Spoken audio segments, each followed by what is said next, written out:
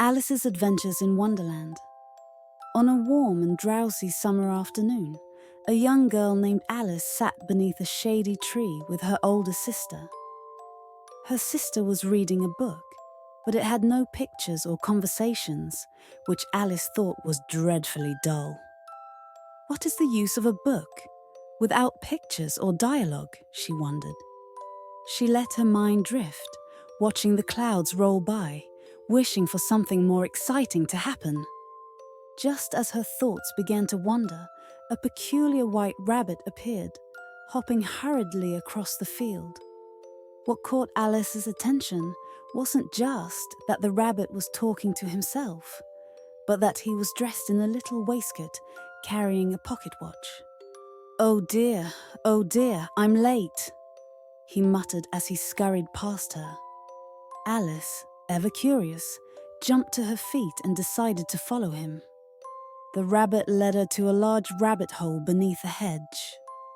Without thinking twice, Alice leaned in to look and suddenly lost her balance, tumbling down the hole.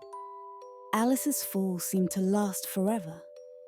She passed shelves of books, jars of marmalade, and strange objects floating in the air. She had enough time to wonder if she would ever stop falling. Finally, she landed gently on a pile of leaves in a peculiar hallway, lined with many doors of different sizes. On a small glass table in the center of the hall, Alice found a tiny golden key and a bottle labeled "Drink Me." She hesitated, remembering stories of poison, but the bottle looked so inviting.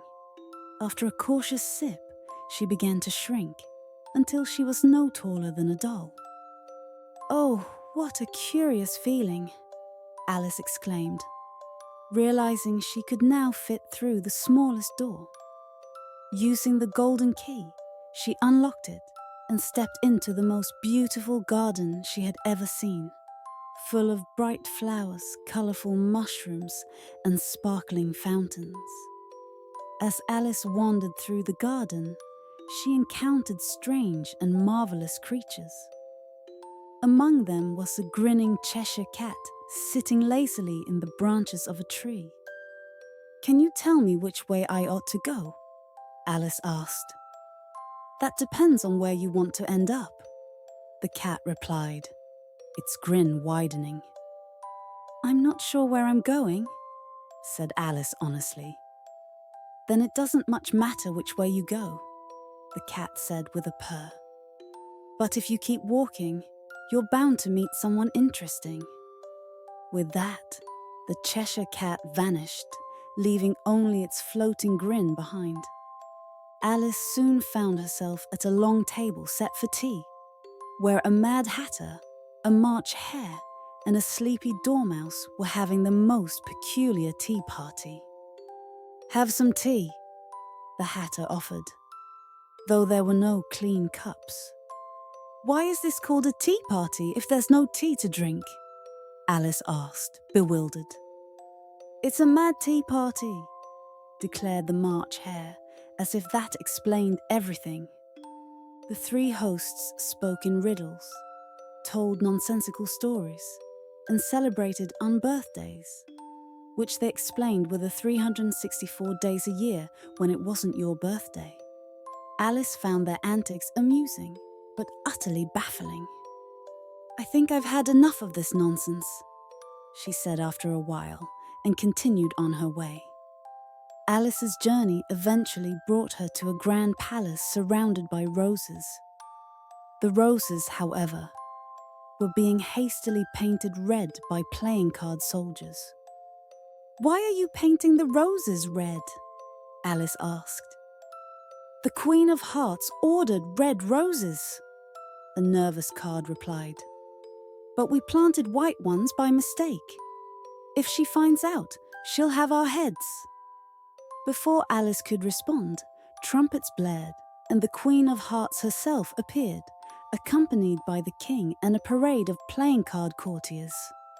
The queen was a fiery woman with a booming voice, and she was quick to shout her famous phrase, "Off with their heads!" Alice was invited, or rather ordered, to play a game of croquet. The game was nothing like she expected. The balls were live hedgehogs, the mallets were flamingos, and the queen made up rules as she went along. "You must let me win," the queen demanded. Alice began to realize just how unfair and absurd this world was.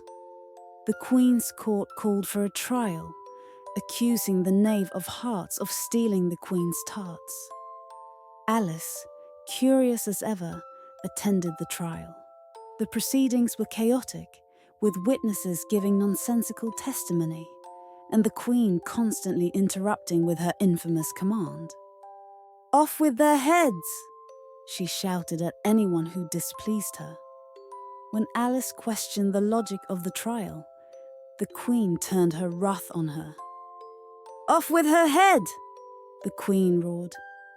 But by now, Alice had grown in size again. She towered over the courtroom, no longer intimidated. "You're nothing but a pack of cards," Alice declared. At her words, the Queen and all her courtiers began to swirl around her like a whirlwind of playing cards. Alice closed her eyes, shielding herself, and when she opened them, she found herself back under the tree where her adventure had begun. Her sister was still reading, and everything seemed normal again. Was it all a dream? Alice wondered aloud. But she smiled, knowing she had experienced something extraordinary, even if it defied explanation. From that day on, Alice carried the lessons of Wonderland with her. To embrace curiosity, question the absurd, and never stop believing in the magic of her own imagination. The end.